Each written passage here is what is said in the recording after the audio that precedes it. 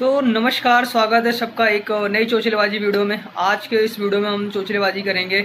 देखो, कुछ खास मुद्दा पे बात नहीं होगी। मैं आपको पहले ही बताता हूँ कि वीडियो कोई मतलब यूजफुल नहीं होती, सब ऐसे बकवासबाजी वीडियो होती हैं।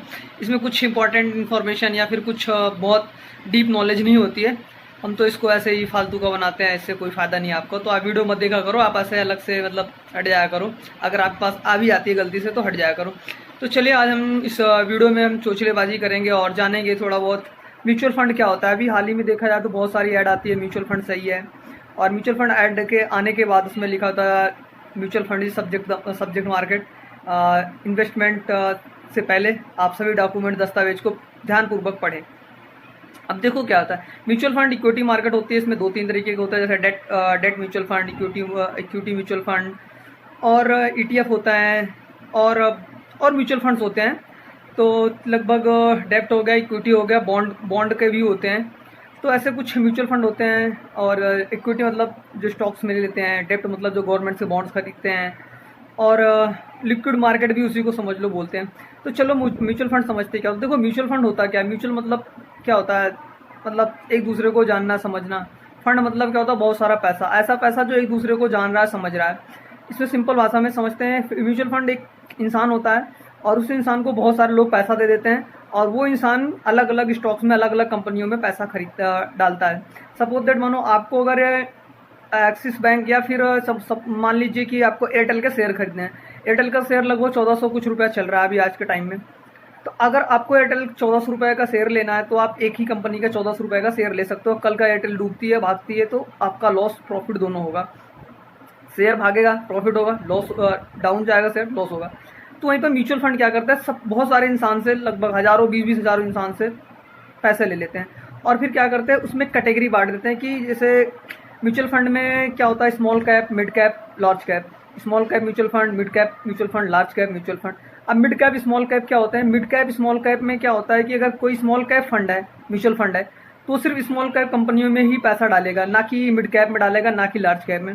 अब मिड कैप कंपनियां कौन सी होती है, लार्ज कैप कौन सी होती हैं, और स्मॉल कैप क्या होती हैं। देखो, सबसे पहली चीज़ क्या है, लार्ज कैप कंपनियां वो कंपनियां जिनका मार्केट वैल्यूएशन करोड़ों में होता है, लाखों में होता है, ठीक है।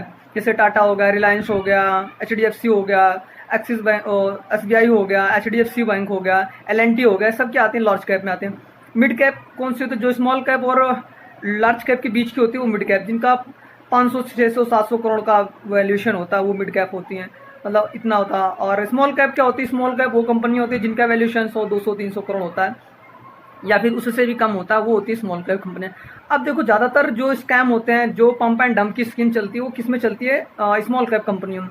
क्यों स्मॉल कैप कंपनियों में होता है, क्योंकि स्मॉल कैप कंपनियों का जो मार्केट का वैल्यूएशन होता है, कंपनी का वैल्यूएशन होता है, वो बहुत कम होता है। उसमें क्या होता है, बहुत सारे जो बड़े इंस्टीट्यूशनल इन्वेस्टर या फिर बहुत दिग्गज होते हैं, वो उस कंपनी में एक पीक टाइम पर, मान लीजिए किसी कंपनी का स्मॉल कैप या फिर पेनी स्टॉक भी उसी को बोल सकते हो, किसी कंपनी का शेयर 10 रुपया है, एक स्मॉल कैप कंपनी है।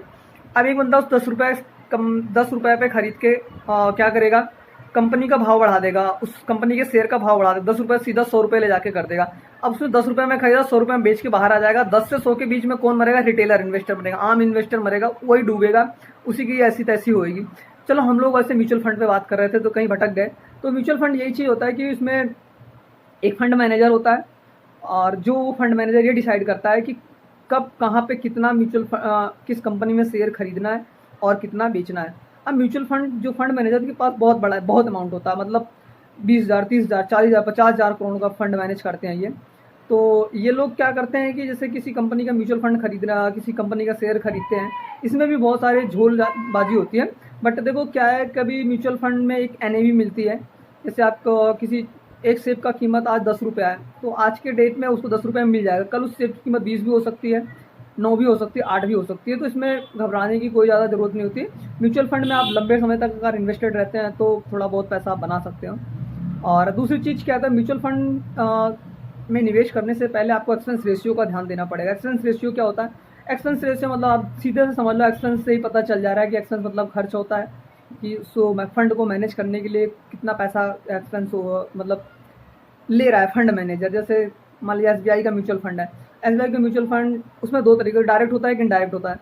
अगर आप डायरेक्ट करते हो, जाकर एसबीआई से करते हो, तो आपको फंड एक्सपेंस रेशियो कम देना पड़ेगा। अगर आप ज़्यादा करते हो, मतलब किसी इनडायरेक्ट तरीके से करते हो, इनडायरेक्ट तरीके से किसी ब्रोकरेज के थ्रू करते हो, तो आपको वहाँ पे एक्सपेंस रेशियो ज़्यादा देना पड़ सकता है। अगर डायरेक्ट में 1 पैसा है, मतलब 1% है, तो हो सकता है इनडायरेक्ट में आपको 1.50% का एक्सपेंस रेशियो मिले।